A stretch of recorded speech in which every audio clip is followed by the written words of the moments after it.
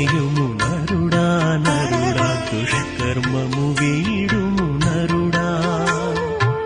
ధర్మరాజు ముందెప్పటికైనా నిలువక తప్పదు నరుడా నరుడా, నిలువక తప్పదు నరుడా.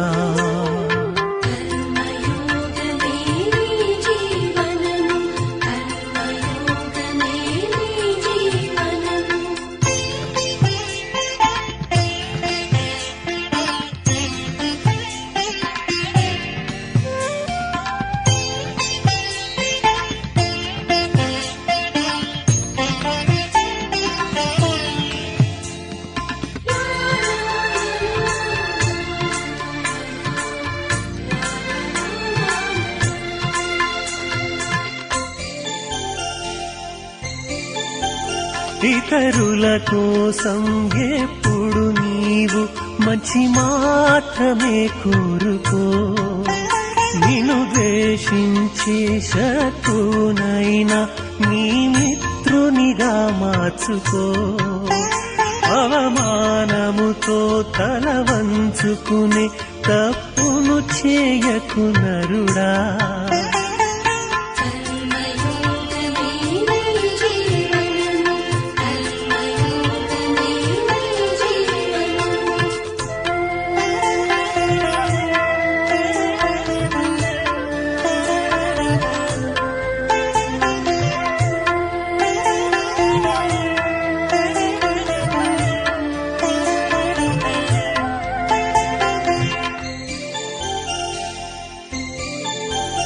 ఇతరులకెప్పుడు దుఃఖమిచ్చే నిందలు పలుకుటమాను.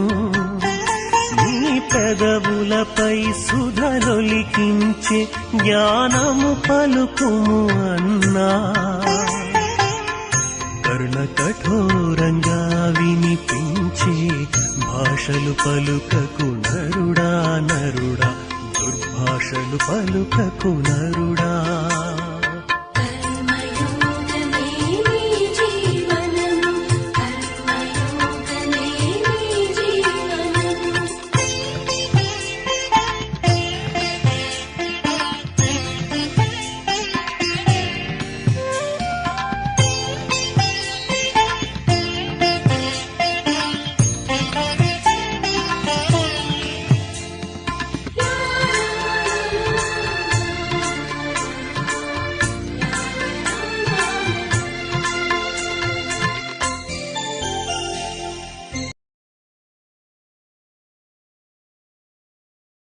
ఓం శాంతి. మురళీ డేట్ 11/6/2026. మధురమైన పిల్లలు, వారసత్వాన్ని పూర్తిగా తీసుకొనేందుకు ఒక్క తండ్రి పైననే పూర్తి ప్రీతిని ఉంచుకోండి. మీ ప్రీతి ఏ దేహదారులపైన ఉండరాదు. ప్రశ్న: ఎవరైతే మన దైవీ సంప్రదాయం వారిగా ఉంటారో వారి బుద్ధిలో ఏ వాక్యం తిరుగుతూ ఉంటుంది? జవాబు: మీరు వారికి తండ్రిని స్మృతి చేసినందున వికర్మలు వినాశనమవుతాయి, దేవీ దేవత ధర్మం స్థాపన అవుతుంది అని చెప్పినప్పుడు వారి ముందు ఈ వాక్యమే తిరుగుతూ ఉంటుంది.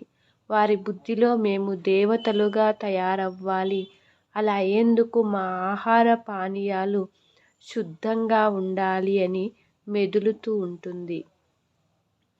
పాట: భోలానాథ్కి సాటి అయిన వారు.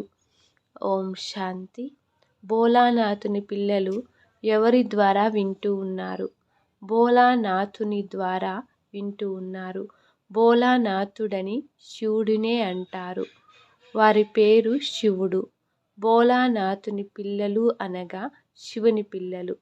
ఆత్మలు ఈ చెవుల ద్వారా వింటూ ఉన్నాయి. ఇప్పుడు పిల్లలైన మీరు ఆత్మ అభిమానులుగా అయ్యారు. పిల్లలు టేప్ రికార్డ్లో మురళిని వింటున్నప్పుడు శివబాబా మాకు తమ పరిచయాన్ని ఇస్తూ ఉన్నారని, నేను సర్వాత్మల తండ్రి అని చెప్తున్నారని అర్థం చేసుకుంటారు. వారిని మీరు పరంపిత పరమాత్మ లేక పరమాత్మ అని అంటారు. వారిని సదా తండ్రి అని అంటారు. వారు మన తండ్రి అని చెప్పేదెవరు? ఆత్మకిప్పుడు జ్ఞానం లభించింది. ఇతర మాత్రలెవ్వరికీ ఈ జ్ఞానము లేదు. ఆత్మలైన మనకు ఇరువురు తండ్రులున్నారు. ఒకరు సాకార తండ్రి, మరొకరు నిరాకార తండ్రి. వారు పరంపిత. ఈ జ్ఞానం ఇతరులెవ్వరూ ఇవ్వలేరు. తండ్రి తప్ప ఇతరులెవ్వరూ ఈ విధంగా అడగలేరు. మీరు పరంపిత, గాడ్ ఫాదర్ అని ఎవరిని అంటున్నారో వారు ఎవరు? లౌకిక తండ్రినా లేక పారలౌకిక తండ్రా? లౌకిక తండ్రిని గాడ్ ఫాదర్ అని అంటారు. హిందీలో పరంపిత అని అంటారు. వారు ఒక్క నిరాకారులు మాత్రమే. ఈశ్వరుడు, ప్రభువు లేక భగవంతుడు అని అన్నందున తండ్రి అని సిద్ధం కాదు. గాడ్ ఫాదర్ అను పదం చాలా బాగుంది. వారు మా గాడ్ ఫాదర్ అని ఆత్మ చెప్తుంది. లౌకిక తండ్రిని కేవలం శరీరానికి మాత్రమే తండ్రి. మిమ్మల్నందరినీ మీకు ఎంతమంది తండ్రులు అని అడుగుతారు.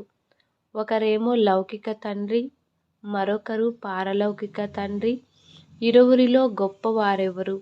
తప్పకుండా పారలౌకిక తండ్రి అని చెప్తారు.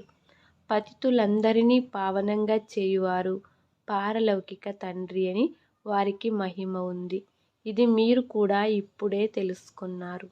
ప్రపంచంలో ఈ విషయం మరెవ్వరికీ తెలియదు. అర్థం చేస్తున్నారు. మీకు పారలౌకిక తండ్రిపై ప్రేమ ఉంది. ఇతరులకు వినాశకాలంలో విపరీత బుద్ధి ఉంది. ఇది వినాశన సమయం. ఇప్పుడు అదే మహాభారత యుద్ధం ఇప్పుడు జరుగుతున్నది. విమానాలు, ట్యాంకులు మొదలైనవి ఒకరికొకరి పైన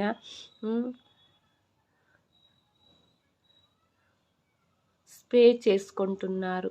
అందరికీ ఇస్తూ ఉంటారు. ధనము ద్వారా ఎవరికి ఏది కావాలో ఇస్తూ ఉంటారు. అప్పుగా కూడా తీసుకుంటారు. కనుక విమానాలు, ఫిరంగీలు మొదలైనవన్నీ కొంటారు. ఇవన్నీ చాలా ఖరీదు గలవిగా ఉంటాయి. విదేశస్థులు తయారు చేసి అమ్ముతూ ఉంటారు. భారతీయులు విమానాలు మొదలైన వాటిని అమ్మరు. ఈ వస్తువులన్నీ విదేశాల నుండి వచ్చాయి. కొన్న వస్తువులను తప్పకుండా ఉపయోగిస్తారు. పారేయుటకు కొనరు కదా. వారు వినాశకాలంలో విపరీత బుద్ధిగల యాదవ సంప్రదాయానికి చెందినవారు. వారు యూరోప్లో ఉంటారు. అందులో అందరూ వచ్చేస్తారు. భారతదేశం అవినాశి ఖండం. ఎందుకంటే ఇది అవినాశి తండ్రి జన్మస్థానం. పాత ప్రపంచం సమాప్తమగున్నప్పుడు తండ్రి వస్తారు. ఎప్పుడు నాశనం కాని చోటనే వారు జన్మ తీసుకుంటారు. తండ్రి వచ్చినందునే శివ జయంతి పండుగను జరుపుకుంటారు. కానీ శివబాబా ఎప్పుడు వస్తారో ఎవరికీ తెలియదు. వినాశనం కొరకే ఆయుధాలు మొదలైనవి తయారైనప్పుడు వారు వస్తారు. ఇప్పుడు తండ్రి చెప్తున్నారు. వారు యూరోప్ వాసులు, యాదవ సంప్రదాయానికి చెందినవారు. వారు సత్యుగంలో ఉండరు. అక్కడ బౌద్ధులు, క్రైస్తవులు మొదలైన వారు ఎవరూ ఉండరు. ఇప్పుడు తండ్రి చెప్తున్నారు. వారిది వినాశకాలంలో విపరీత బుద్ధి. ఎందుకంటే వారు తండ్రి అయిన పరమాత్ముని సర్వవ్యాపి అని అంటారు. మీది వినాశకాలంలో ప్రీతి బుద్ధి. మీరు తండ్రిని తెలుసుకున్నారు. మనం 84 జన్మలు తెలుసుకున్నామని మీకు తెలుసు. 84 జన్మలు తెలుసుకొని మీరు పాపాత్ములుగా తమో ప్రధానంగా అయ్యారు. 84 జన్మలు తీసుకొని పాపాత్ములుగా తమో ప్రధానంగా అయ్యారు. భారతవాసులు మాత్రమే 84 జన్మలు తీసుకున్నారు. ఇప్పుడు నాటకం పూర్తి అవుతుంది. అందరూ వాపస్ ఇంటికి వెళ్ళాలి. మీకు తండ్రి రాజయోగం నేర్పిస్తూ ఉన్నారు. ఇది అందరి ఖయామత్ సమయం అనగా మృత్యు సమయం. ఇప్పుడు ఆ యాదవులకు కూడా ఈశ్వరుని పైన ప్రేమ లేదు. కనుక వినాశకాలంలో విపరీత బుద్ధి అని అంటారు. ఏ దేహధారి మనుషులపై ప్రీతిని ఉంచరాదు. వారు కేవలం రచన మాత్రమే. వారి ద్వారా వారసత్వం లభించదు. సోదరునికి సోదరుని నుండి వారసత్వం లభించదు. ఇది మీకు బాగా అర్థం చేయించబడుతుంది. పిల్లలైన మీకిప్పుడు వారిది వినాశకాలంలో విపరీత బుద్ధి అని, మీది ప్రీతి బుద్ధి అని తెలుసు. అందులో కూడా తీవ్రమైన ప్రీతి గలవారు తండ్రిపై పూర్తి ప్రేమ కలిగి ఉంటారు. మనము బాబా నుండి 21 జన్మలకు స్వర్గ వారసత్వాన్ని తీసుకుంటాము. ఆ తండ్రి ఒక్కరు మాత్రమే సత్యము తెలుపుతారు. మనకు ఇతరులెవ్వరిపైనా ప్రీతి ఉండరాదు. నూతన గృహం కట్టినప్పుడు ఆ కొత్త ఇంటిపై ప్రేమ కలుగుతుంది.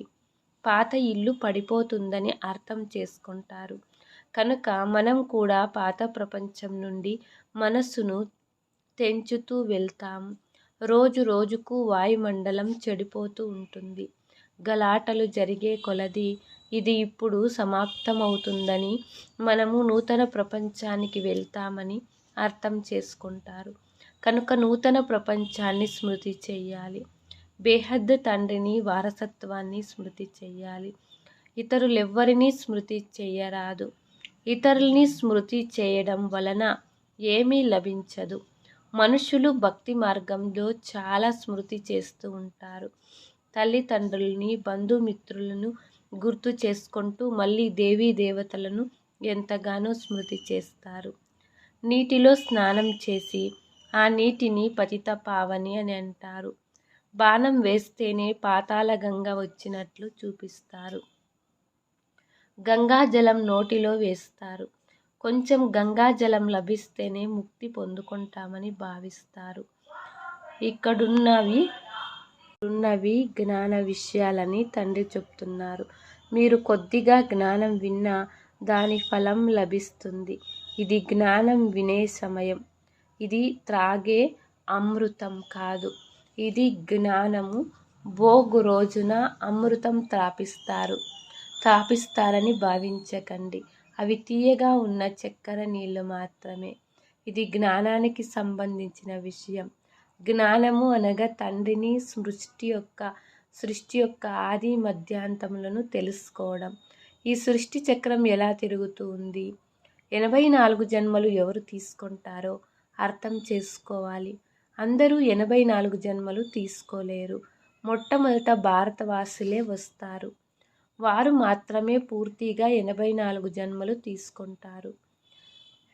దేవీ దేవతలుగా ఉండిన వారే 84 జన్మలు పూర్తి చేసి పతితులుగా అవుతారు. తండ్రి వచ్చి మళ్ళీ ముళ్ళు నుండి పుష్పాలుగా చేస్తారు. మనుషులు దేహ అభిమానంలోకి వచ్చి పంచ వికారాలలో కూరుకొని పోతారు. ఇప్పుడు ఇది రావణ రాజ్యం, సత్యుగం. దైవీ రాజ్యంగా ఉండేది. శివబాబా స్వర్గాన్ని రచిస్తారు. అక్కడ సూర్యవంశీ లక్ష్మీనారాయణుల రాజ్యం ఉండేది. ఇప్పుడు ఇది స్థాపన అవుతుందని మీకు తెలుసు. వినాశకాలంలో మీది ప్రీతి బుద్ధి. అందుకే మీరు విజయులుగా అవుతారు. విశ్వమంతటిపై మీరు విజయం పొందుతారు. ఇది చాలా బాగా గుర్తుంచుకోవాలి. ఇప్పుడు కలియుగంలో ఉన్న భారతవాసులైన మనమే మళ్ళీ పరివర్తన చెంది స్వర్గంలోకి వెళతాం. పాత ప్రపంచాన్ని వదిలేయాలి. ఈ వికారీ సంబంధాలను బంధనాలని అంటారు. మీరు వికారీ బంధనాల నుండి నిర్వికారీ సంబంధంలోకి వెళతారు. మరుసటి జన్మలో మీరు వికారీ బంధనంలోకి రారు. అక్కడ నిర్వికారీ సంబంధాలు ఉంటాయి. ఈ సమయంలో అసురీ బంధనాలు ఉన్నాయి. నాకు శివబాబా పైన ప్రీతి ఉందని ఆత్మ చెప్తుంది. బ్రాహ్మణులైన మీకు బాబా పైన ప్రీతి ఉంది. ఎందుకంటే మీకు యథార్థం తెలుసు. తండ్రిని, సృష్టి చక్రాన్ని తెలుసుకొని ఇతరులకు అర్థం చేయిస్తారు. ఇతరులకు ఎంత తెలుపుతారో అంత చాలామందికి కళ్యాణం చేస్తారు. ఎవరు ఎక్కువగా అర్థం చేసుకుంటారో వారే వివేకవంతులు. వారే ఉన్నత పదవి కూడా పొందుతారు. సేవ తక్కువగా చేస్తే పదవి కూడా తక్కువగా పొందుకుంటారు. ఈ ప్రపంచమంతా పతితంగా ఉంది. ప్రతి ఒక్కరికి పతితుల నుండి పావనులుగా అయ్యే మార్గాన్ని తెలపాలి. స్మృతి ద్వారానే వికర్మలు వినాశనం అవుతాయి. ఇక ఏ ఇతర ఉపాయము లేదు. ఎవరైతే దైవీ సంప్రదాయానికి చెందిన వారి ఎదుట ఈ వాక్యం తిరుగుతూ ఉంటుంది. ఇవి యథార్థమైన విషయాలని మేము తప్పకుండా దేవీ దేవతలుగా అవుతామని, మా భోజనం కూడా శుద్ధముగా ఉండాలని, దైవీ గుణాలు కూడా ఇక్కడే ధారణ చెయ్యాలని, సర్వగుణ సంపన్నులుగా అవ్వాలని అర్థం చేసుకుంటారు. ఇప్పుడు మీరు అలా తయారవుతూ ఉన్నారు. ఈ లక్ష్మీనారాయణులు దేవీ దేవతలు. వీరికి భోగ్ నైవేద్యం సమర్పించినప్పుడు సిగరెట్ మొదలైనవి భోగుగా ఉంచుతారా? సిగరెట్ తాగేవారు ఉన్నత పదవి పొందలేరు. ఇది దైవీ పదార్థం కాదు. సిగరెట్ తాగితే లేక ఉల్లి వెల్లుల్లి తింటే ఇంకా కిందికి పడిపోతారు. ఇవి వదిలేస్తే ఆరోగ్యం చెడిపోతుందని అంటారు. తండ్రి చెప్తున్నారు, శివబాబాని స్మృతి చేయండి. అలవాట్లన్నీ వదిలేస్తే మీకు సద్గతి లభిస్తుంది. సిగరెట్ తాగే అలవాటు చాలా మందిలో ఉంటుంది. దేవతలకు ఎప్పుడూ ఇవి నైవేద్యంగా పెట్టరని తెలుపుతూ ఉన్నారు. కనుక మీరు దేవతల వలె ఇక్కడ తయారవ్వాలి. మీరు ఈ చీచీ పదార్థాలు తింటూ ఉంటే ఆ చెడు వాసన వస్తూ ఉంటుంది. సిగరెట్ లేక సారాయి తాగువారు నుండి దూరం నుండే దుర్వాసన వస్తూ ఉంటుంది. పిల్లలైన మీరు దైవీ గుణాలను ధారణ చేయాలి. వైష్ణవులుగా అవ్వాలి. విష్ణు సంతానం వలె, అనగా మీరు దైవీ సంతానంగా అవుతారు. ఇక్కడ మీరు ఈశ్వరీయ సంతానం. ఇది మీ సర్వోత్తమ జన్మ. దేవతల కంటే మీరు ఉన్నతములు. మీరు ఇతరుల్ని కూడా ఉన్నతములుగా చేసేవారు. ఇది బేహద్ తండ్రి స్థాపించిన ప్రపంచం సమస్త ఇది బేహద్ తండ్రి స్థాపించిన ప్రచార సంస్థ. క్రైస్తవ మిషనరీ ఉంది కదా, చాలామందిని తమ క్రైస్తవ ధర్మంలోకి పరివర్తన చేస్తారు. ఇది ఈశ్వరీయ మిషనరీ. మీరు శూద్రుల నుండి బ్రాహ్మణ ధర్మంలోకి పరివర్తన చెంది తర్వాత దేవతా ధర్మంలోకి పరివర్తన అవుతారు. మనం శూద్రుల నుండి బ్రాహ్మణులుగా అయ్యామని మీకు తెలుసు. మీరు జీవించి ఉండి మరణించారు. తర్వాత వెళ్ళి దేవతలుగా అవుతారు. గర్భం ద్వారా జన్మిస్తారు. ఇక్కడ తండ్రి మిమ్మల్ని ధర్మాత్ములుగా చేసేందుకు ధర్మ సంతానంగా చేశారు. తండ్రి మిమ్మల్ని తమవారిగా చేసుకున్నారు. పిల్లలకు తండ్రి నేర్పిస్తారు. మీరు మళ్ళీ బ్రాహ్మణుల నుండి దేవతలుగా అవుతారు.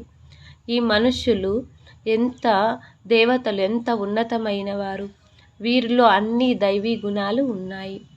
ఆత్మలైన మీరు పవిత్రమైనప్పుడు శరీరం కూడా పవిత్రమైనదే కావాలి. పాత శరీరం సమాప్తమైపోతుంది. తర్వాత మీకు సతోప్రధానమైన కొత్త శరీరము కావాలి. సతయుగంలో పంచతత్వాలు కూడా తమో ప్రధానంగా అవుతాయి. తండ్రి చెప్తున్నారు, మీరు శూద్ర వర్ణంలో ఉండేవారు. ఇప్పుడు మళ్ళీ బ్రాహ్మణ వర్ణం వారిగా అయ్యారు. తర్వాత దైవీ వర్ణంలోకి వస్తారు. 84 జన్మలు తీసుకుంటారు కదా. బ్రాహ్మణ వర్ణాన్ని మాయం చేసేశారు. ఇప్పుడు తండ్రి శూద్రుల నుండి బ్రాహ్మణులుగా చేసి మరలా దేవతలుగా చేస్తారు. ఇప్పుడు మీరు బ్రాహ్మణులు, అత్యంత ఉన్నతులు. పిల్లక పల్టీలాట ఉంది కదా, పిల్ల ముగ్గలాట. ఇప్పుడు బ్రాహ్మణులుగా ఉన్నారు. తర్వాత దేవతలు, క్షత్రియులు, మళ్ళీ బ్రాహ్మణులుగా అవుతారు. దీనినే చక్రము అని అంటారు. ఇప్పుడు మీరు బ్రాహ్మణ వర్ణంలో ఉన్నారు. మీకు ఈ జ్ఞానం ఇప్పుడు మాత్రమే ఉంది. తర్వాత ప్రాలబ్ధం లభిస్తుంది. అక్కడ సదా సుఖంగా ఉంటారు. మీరు ఈ సమయంలో చేయు నంబర్వార్ పురుషార్థం అనుసారంగా 21 జన్మలకు సుఖం లభిస్తుంది. కొంతమంది రాజుల కుటుంబంలో, కొంతమంది ప్రజల్లోకి వెళతారు. రాజుల ఇంట్లో చాలా సుఖం ఉంటుంది. తర్వాత కలలు తగ్గిపోతూ మీరు 84 జన్మల జ్ఞానము లభించింది. ఇదంతా స్మృతిలోకి వచ్చింది. తండ్రి వచ్చి తెలిపిస్తూ ఉన్నారు. మధురాతి మధురమైన పిల్లలు. ఇప్పుడు మీకు 84 జన్మలు పూర్తి అయ్యాయి. కొంతమంది 84, కొంతమంది 80, కొంతమంది 60, 50 జన్మలు తీసుకున్నారు. అందరికంటే ఎక్కువ సుఖం భారతవాసులైన మీరు అనుభవిస్తారు. ఈ డ్రామాలో మీరు ప్రసిద్ధమైన వారు. మీరు దేవతల కంటే శ్రేష్టమైన వారు. మనమే పూజ్యులుగా అవుతామని మీకు తెలుసు. సత్యయుగంలో మనము ఎవరిని పూజించం, మనల్ని ఎవరు పూజించరు. అక్కడ మనం పూజ్యులుగానే ఉంటాం. తర్వాత కళలు తగ్గుతాయి. మనము పూజ్యుల నుండి మళ్ళీ పూజారులమై తల వంచి నమస్కరిస్తూ ఉంటాము. ద్వాపర యుగంలో మనం పూజారులుగా అవ్వడం మొదలవుతుంది. చివర్లో మళ్ళీ అందరూ వ్యభిచారులుగా అవుతారు, అనగా అందరినీ పూజిస్తారు. ఈ శరీరం 5 తత్వాలతో తయారైంది. దానిని ఎవరైనా పూజిస్తే దానిని భూత పూజ అని అంటారు. ప్రతి ఒక్కరిలో 5 భూతాలున్నాయి. మొదటిది దేహాభిమాన భూతం, తర్వాత కామం అనే భూతం, క్రోధం అనే భూతం. భూత సంప్రదాయమన్న అసురీ సంప్రదాయమన్న ఒక్కటే. తండ్రి వచ్చి మళ్ళీ దైవీ సంప్రదాయులుగా చేస్తారు. తండ్రి భూతాల నుండి విడిపించేందుకు వస్తారు. తమతో యోగం జోడింపచేసి దేవతలుగా చేస్తారు. గురునానక్ కూడా పరంపిత పరమాత్మ మనుషుల నుండి దేవతలుగా చేస్తారని మహిమ చేశారు. వారు పతితులను పావనంగా చేయువారు పరమాత్మ. మంచిది. మధురాతి మధురమైన అపురూపమైన పిల్లలకు మాత్పిత బాప్దాదాల ప్రేయస్మృతులు మరియు గుడ్ మార్నింగ్. ఆత్మిక పిల్లలకు ఆత్మిక తండ్రి నమస్తే. ధారణ 1వ పాయింట్. బ్రాహ్మణుల నుండి దేవతలుగా అయ్యేందుకు ఈ చీచీ చెడు అలవాట్లు ఏవైతే ఉన్నాయో అవన్నీ వదిలేయాలి. శూద్రులను బ్రాహ్మణ ధర్మంలోకి పరివర్తన చేసి దేవతలుగా చేసేందుకు ఈశ్వరీయ ప్రచార సంస్థలో సహయోగిలుగా అవ్వాలి. సిగరెట్, సారాయి మొదలైన మురికి చెడు అలవాట్లను తొలగించి వేయాలి. 2వ పాయింట్. ఈ వినాశకాల సమయంలో ఒక్క తండ్రితోనే సత్యమైన ప్రీతిని ఉంచుకోవాలి. పాత ఇల్లు పడిపోతున్నది కనుక దీని నుండి మనసును తొలగించి కొత్త ఇంటితో జోడించాలి. వరదానం.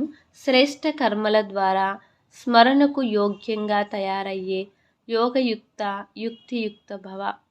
మీరు చేసే ఒక్కొక్క కర్మ ఎంత శ్రేష్టంగా ఉంటుందో అంతగానే శ్రేష్టాత్మల స్మరణ చేయబడుతుంది. భక్తిలో నామస్మరణ చేస్తారు. కానీ ఇక్కడ ఎవరైతే శ్రేష్టమైన ఆత్మలున్నారో వారి గుణాలు మరియు కర్మలను ఉదాహరణగా చేసుకునేందుకు స్మరణ చేస్తారు. కనుక మీరు శ్రేష్ఠ కర్మల ఆధారంపై స్మరణకు యోగ్యంగా అవుతూ ఉంటారు. అందుకు యోగయుక్తంగా అవ్వండి. యోగయుక్తంగా అయినందున ప్రతి సంకల్పము, మాట లేక కర్మ తప్పకుండా యుక్తియుక్తంగా జరుగుతుంది. వారి ద్వారా అయుక్త కర్మ లేక సంకల్పం జరగనే జరగదు. ఇది కూడా సంబంధమే. స్లోగన్ను. నిమిత్తము మరియు నిర్మాణ చిత్తము ఇదే సత్యమైన సేవాదారి యొక్క లక్షణము. అవ్యక్త సూచన. సదా హర్షితంగా ఉండేందుకు మీ నేచర్ను సరళంగా చేసుకోండి.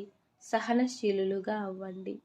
సరళ చిత్త స్వభావము ఉంటే హర్షితంగా ఉండడంతో పాటు కనుల ద్వారా, నోటి ద్వారా మరియు నడవడిక ద్వారా మధురత ప్రత్యక్ష రూపంలో కనిపిస్తుంది. ఎప్పుడు నోటి ద్వారా కటువచనాలు వెలువడవు. వారి మనస్సు, బుద్ధి, మాట అన్నీ ఒకే సమానంగా ఉంటాయి. మనస్సులో ఒకటి, మాటలో మరొకటి. ఇది సరళత యొక్క గుర్తు కాదు. సరళ స్వభావం గలవారు సదా నిర్మాణ చిత్తులుగా, నిరహంకారిగా, నిస్వార్థంగా ఉంటారు. ఓం శాంతి.